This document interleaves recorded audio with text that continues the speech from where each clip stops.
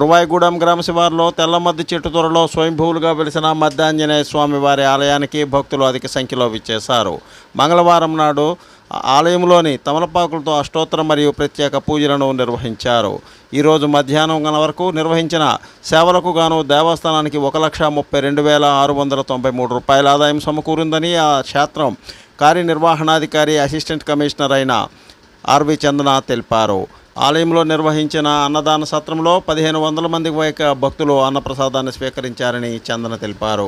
విచ్చేసిన భక్తులకు ఎటువంటి అసౌకర్యం కలగకుండా ఆలయ పర్యవేక్షకులు కురుగట్టి రంగారావు, జవ్వాది కృష్ణలు తగిన ఏర్పాట్లు చేశారని చందన తెలిపారు. స్వామి స్ఫూర్తి న్యూస్, పశ్చిమ గోదావరి.